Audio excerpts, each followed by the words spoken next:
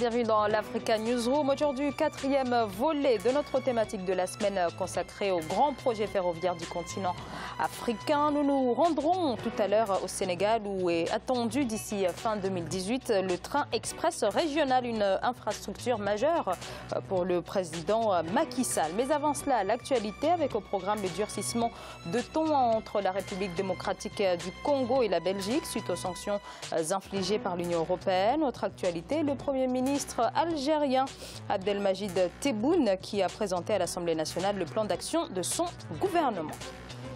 Et pour débattre de cette actualité, sur ce plateau, Abdou Fleur, doctorant en études internationales, spécialiste des questions de paix et de sécurité. Bienvenue.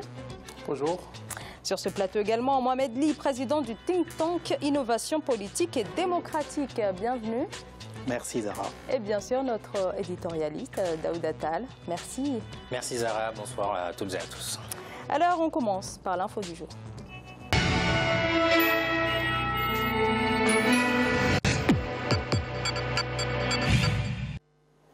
Et donc, les réactions se succèdent en République démocratique du Congo autour des sanctions imposées par l'Union européenne. 9 hauts responsables proches du chef de l'État, Joseph Kabila, sont concernés dans une conférence de presse. Ce mardi, le pouvoir congolais a une nouvelle fois parlé d'une décision inacceptable. Reportage Jacques Amboka. La Belgique est pointée du doigt par le gouvernement congolais pour les sanctions prises contre certaines personnalités du régime Kabila au pouvoir. Dans une conférence de presse tenue ce mardi 20 juin 2017 à Kinshasa, le ministre des Médias et porte-parole du gouvernement, Lambert Mendo Malanga, tout en minimisant les mesures prises contre 9 personnalités du régime, lui-même y compris, a stigmatisé le rôle déterminant que la Belgique joue dans ce qu'il qualifie de complots contre le pays. Conduit par un pays, la Belgique, qui ne parvient décidément toujours pas à faire le deuil de la décolonisation des structures économiques de son ancienne colonie phare qu'est la République démocratique du Congo, et qui ne cesse de se revendiquer comme le propriétaire éternel de notre pays. Ces officines, vous le savez, se distinguent dans des campagnes de dénigrement et de fragilisation systématique de la République démocratique du Congo. Plusieurs composantes de la majorité présidentielle et alliée considèrent les sanctions contre les personnalités au pouvoir comme de l'ingérence. Pour dénoncer cette attitude, quelques milliers de sympathisants du régime ont manifesté ce lundi 19 juin 2017 devant la représentation de l'Union européenne à Kinshasa. Nous revendiquons ici notre souveraineté en tant qu'État. Nous sommes en train de revendiquer notre souveraineté en tant qu'État. Nous pensons que la relation que nous devons avoir avec d'autres États, c'est des relations d'égalité et pas de subordination. Voilà le fond de notre message. C'est donc un bras de fer entre la RDC et l'Union européenne qui s'engage dans un contexte où le pays est dans le processus d'enrôlement en vue de l'organisation des scrutins censés avoir lieu en décembre 2017. Outre les violations des libertés dont est accusé le régime, l'Union européenne, avec en tête la Belgique, estime par ailleurs que les personnalités incriminées ne facilitent pas l'applicabilité dans l'esprit et la lettre de l'accord du 31 décembre signé par la classe politique, lesquels attribuent la primature au rassemblement de l'opposition. Alors, les sanctions visent des hauts responsables, dont des ministres soupçonnés de graves violations des droits de l'homme. On comprend mal pourquoi le pouvoir congolais parle d'une tentative d'ingérence de la part de la Belgique. Abdou Fleur. C'est incompréhensible. En tout cas, il y a une volonté manifeste, en tout cas du président Kabila, de traîner les choses. Le Congo est dans une impasse. Et il n'y a absolument, en tout cas, rien qui présage qu'on va bientôt sortir de cela. J'ai vu en tout cas la stratégie du gouvernement congolais, comme on l'a vu dans le reportage, qui parle de néocolonialisme, d'indépendance. Mais je pense que la question dépasse cela. Par ailleurs, dans leur stratégie, en tout cas le côté diplomatique, ils veulent embarquer l'Union africaine dans ce combat en voulant que l'Union africaine puissent, je ne peux pas employer l'expression se rallier à leur cause, mais en tout cas prennent effet pour ce combat et embarquer tous les États africains, ce que je ne trouve pas normal et ce que je ne comprends pas. Et en tous les cas, en tout cas c'est mon intime conviction, c'est le gouvernement congolais qui sera perdant dans ce combat. Pourquoi? Parce que, ne l'oublions pas, les rapports historiques qui lient en tout cas le Congo et la Belgique, beaucoup de familles congolais résident en Belgique, beaucoup aussi d'enfants congolais, en tout cas de ces responsables, étudient au Congo. Et quand ils ont des difficultés pour se rendre au Congo, je pense que c'est problématique. Donc il y a pas mal de répercussions. Daouda, alors sont visés entre autres le chef de milice, Gédéon Nkungu Mutanga, qui aurait contribué à des crimes notamment au Katanga et actuellement dans le Kasaï. Au-delà de la Belgique, il s'agit aussi de se justifier auprès des Congolais. Quelle réponse de la part de ces personnes qui sont directement visées par la Belgique? Bon, moi je comprends Lambert Mende qui est aussi visé en tant que porte-parole du gouvernement vis-à-vis d'une certaine politique qui n'est pas favorable aux médias. Mais donc je pense qu'il se trompe de problème, le gouvernement congolais. Ce n'est pas un problème entre la Belgique, qui est effectivement ancienne puissance coloniale, et la RDC. C'est une question d'engagement de la RDC vis-à-vis de l'accord de Cotonou. L'accord de Cotonou qui concerne l'aide publique au développement au niveau de la Commission européenne. Donc, si vous êtes signataire d'un accord, dans l'article 8 de l'accord de Cotonou, il est bien mentionné qu'il faut un dialogue politique et que les deux parties doivent faire le bilan, doivent se rendre compte de ce qui se passe au niveau politique concernant le pays qui est aidé. Parce que l'aide de l'Union européenne est conditionnée par une stabilité politique, une bonne gouvernance, etc. Et donc, la RDC est signataire. Et à partir du moment où la RDC est signataire avec l'Union européenne de l'accord de Cotonou, l'Union européenne est en plein droit en tout cas de lui conseiller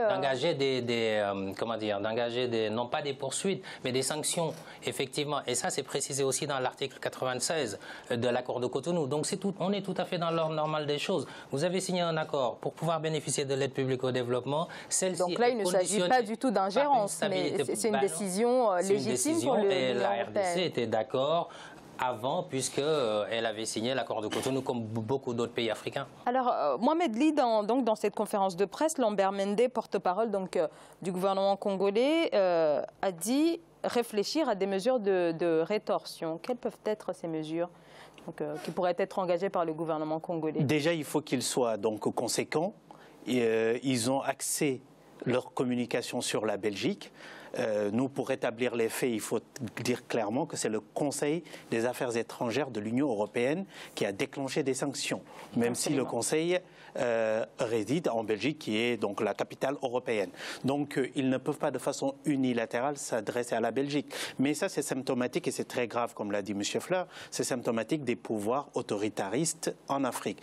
Vu que la décolonisation s'est très mal passée, surtout dans l'espace francophone, on exacerbe des sentiments extrêmement dangereux. On l'a vu à une autre mesure en Côte d'Ivoire, au moment où l'Ivoirien avait son français dont il devait s'occuper. Aujourd'hui, ces Congolais-là qui sont sanctionnés dans le cadre qu'a dit donc M. Tall, ce qui est très vrai, ils ont pris des engagements, mais aussi c'est dans l'esprit de la résolution 2277 du Conseil de sécurité qui leur donne des obligations par rapport à leur constitution, au respect des droits, au respect des libertés, au respect du calendrier électoral. Et tout ça, nous avons vu, la communauté européenne prend ses responsabilités en faisant des sanctions différenciées, ce qui est excellent. Tout à fait. Parce que par ailleurs, il y a des sanctions qui touche tout un pays, donc les populations en souffrent. Ici, effectivement, ils ont fait un tri et l'Europe a été excessivement remontée par rapport aux événements du 19 et 20 septembre 2016, qui étaient des événements d'une extrême violence. Donc, le Conseil de l'Union européenne qui précise que c'est en réponse aux entraves, au processus électoral et aux violations des droits de l'homme qui sont liées. Nous sommes d'accord. Donc effectivement, je pense sur le plateau, nous avons tous dit la même chose. L'axe de défense est dangereux et peut poser des problèmes vraiment de cohésion et de stabilité dans ce pays-là, et ils ne répondent pas à leurs obligations. Et c'est l'Europe qui prend ses responsabilités. Contrairement à demander à l'Union africaine de se rallier à eux, je pense que dans des cas comme ça, l'Union africaine aussi devrait prendre ses responsabilités par rapport à un pouvoir qui ne respecte pas certains de ses engagements et le respect tout simplement de ses populations et de ses citoyens. Une dernière question, Daouda, sur cette actualité. On a quand même le sentiment que le pouvoir congolais met véritablement le curseur sur cette problématique avec la Belgique, alors qu'on sait qu'il y a une problématique majeure dont le pays devrait se saisir, à savoir établir un calendrier pour la présidentielle qui doit se tenir tout de même à la fin de l'année. Tout à fait, Zahra, c'est le respect de l'accord du 31 décembre 2016, bien entendu. Bon, même s'il y a eu une nomination de Premier ministre dans les rangs supposés de l'opposition, toute l'opposition n'est pas d'accord avec cette nomination. Toute l'opposition, même d'ailleurs, il y a une frange de l'opposition qui n'a pas signé cet accord. Donc, quelque part, il faut renouer avec le dialogue politique, avec l'ensemble des parties prenantes, la société civile, pour pouvoir arriver à définir un calendrier électoral et ensuite même voir les principes de financement de cette élection. Parce que souvenez-vous, le premier retard qui avait été annoncé, c'est pour des raisons budgétaires. Et d'ailleurs, l'Union européenne est souvent sollicitée pour financer ces élections. Et donc, si quelqu'un vous finance vos élections, il a bien droit de voir dans quelles conditions de transparence ces élections vont se dérouler. Donc, pour revenir principalement à cette question, je pense qu'il faut renouer le fil du dialogue avec l'ensemble des parties prenantes. Kabila n'a pas droit à un troisième mandat, il doit le comprendre. C'est la démocratie, il doit organiser les élections. Mais pour finir, la question, c'est simplement le Conseil de l'Europe. C'est effectivement, on peut considérer que c'est le gouvernement de l'Union européenne. En face, il y a le gouvernement de la RDC. Il y a eu des accords, notamment l'accord de Cotonou. Et c'est dans ce cadre-là que l'Union européenne intervient. Ça ne me semble pas d'être une ingérence ou un néocolonialisme. Alors, autre actualité, en Algérie, le Premier ministre Abdelmajid Tebboune a présenté à l'Assemblée nationale le plan d'action de son gouvernement. Un plan axé sur un rééquilibrage tarifaire, autour également du renforcement de l'état de droit et de la promotion de l'investissement. Les précisions, Gladys Mamba. Œuvrer pour que tous les Algériens puissent bénéficier de produits de base, d'eau courante ou encore d'énergie à bas prix. C'est le but du plan d'action économique et social présenté le 20 juin par le gouvernement du Premier ministre Abdelmajid Tebboune à l'Assemblée populaire nationale. Un dispositif clé pour l'économie algérienne. Le gouvernement est conscient des limites d'une stratégie de croissance assise principalement sur la seule dépense publique. Nous sommes déterminés à développer les secteurs productifs de richesse, de valeur ajoutée et d'emploi, gage de diversification de l'économie nationale fortement dépendante des hydrocarbures. Ces réformes tarifaires sur l'aide au logement, la santé, l'éducation, mais aussi sur les aliments et services de base représentent près de 23,7% du PIB. Une statistique considérable dans ce pays où environ 24% de la population vit sous le seuil de pauvreté, selon le Fonds monétaire international. Les réformes administratives sont également dans le viseur de ce plan d'action qui veut attirer plus d'investissements directs étrangers. Les problèmes sociaux sont le résultat d'une politique qui a favorisé une économie fondée principalement sur les hydrocarbures. Mais malheureusement, les 6 ou 7 gouvernements successifs qui se sont suivis n'ont pas mis au point un plan de création de richesse nationale via les secteurs publics d'abord, et en encourageant le secteur privé, et enfin en attirant le secteur international. Ce plan d'action économique et social présenté par le gouvernement sera débattu le 23 juin au Parlement. Le Front de Libération Nationale, FLN, au pouvoir depuis 1962, rallié au Rassemblement National Démocratique, compte sur sa majorité absolue pour transformer cette proposition en projet concret. Alors, renforcement de l'état de droit, rééquilibrage tarifaire, promotion de l'investissement, ce sont en substance les grandes lignes exposées par le Premier ministre algérien. Qu'est-ce qu'il y a de nouveau, Daouda, dans ce programme par rapport à celui de l'ancien gouvernement d'Abdelmalek Sellal ? Bon, je crois que ce qui est nouveau, c'est que depuis 2014, quand même, l'Algérie subit de plein fouet la chute des cours des hydrocarbures. Rappelons que l'économie de l'Algérie est très dépendante. 95% de ses recettes d'exportation sont issues des hydrocarbures. Là, comme ça a été rappelé dans le reportage, quand vous avez presque un quart, 23 et quelques pourcents des recettes, enfin du budget qui va vers les subventions. Évidemment, c'est un problème de rééquilibrage macroéconomique. Donc c'est ça qui va être nouveau. Ça va être la mission principale de ce nouveau gouvernement. Donc ça va être très difficile parce que quand vous allez voir le FMI pour lui demander un soutien parce que vous avez un déficit budgétaire, parce que vos recettes n'arrivent pas à couvrir l'ensemble de vos dépenses, bien entendu, il y a un plan que vous définissez avec le FMI. Et celui-ci demande à l'Algérie de réduire les subventions à toutes ces denrées ou alors de rééquilibrer. C'est vrai que moi, je suis favorable à cette stratégie parce que je crois qu'elle est plus équitable. Les plus riches bénéficient de moins de subventions, les plus pauvres on leur laisse les subventions. Ça, je pense que c'est important. Mais ce qu'on doit retenir rapidement, c'est que il y a un rééquilibrage macroéconomique qui est nécessaire parce que vous ne pouvez pas continuer à emprunter, etc., sans pour autant dépenser de manière efficace. Donc, quelque part, pour rééquilibrer les comptes, l'Algérie a besoin. Abdou Fleur, l'opposition algérienne dénonce un plan qui a été peu chiffré, où il n'y a pas eu non plus la mise en place d'échéances. Quelle analyse portez-vous sur cet exposé du chef du gouvernement algérien? En tout cas, c'est extrêmement bien résumé quand il dit que c'est une prise de conscience des limites d'une stratégie politique basée sur les subventions. Il a très bien dit. 95% issus des hydrocarbures, 23%, il a encore très bien dit. C'est extraordinaire. Et si on veut être concurrent, si on veut être performant, je parle tout de suite du Maroc, qui est dans une excellente dynamique de conquérir en tout cas tous les marchés africains, et avec la signature hier en tout cas de plus de 4 milliards par rapport à la Banque de développement et d'investissement de l'Afrique centrale. Nous y reviendrons. L'Algérie n'a pas le choix en tout cas que de changer de fusil d'épaule, de stratégie. Et je pense que c'est une excellente chose à mon avis. Cependant, la mise en œuvre va être très compliquée parce que c'est toujours difficile de mener des réformes, surtout quand il s'agit de mettre en cause des acquis, surtout des acquis quand même très profonds. Alors, en quelques secondes, Mohamed Ly, avec un chômage autour des 11% qui touche principalement les jeunes, est-ce que les orientations du gouvernement reflètent suffisamment cet impératif de la lutte contre le chômage ?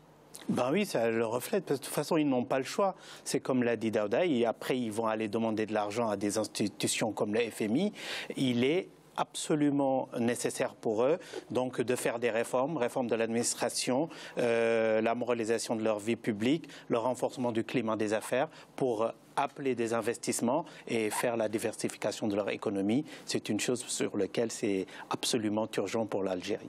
D'accord, alors on va marquer une courte pause, on se retrouve dans quelques instants pour la suite de l'Africa Newsroom.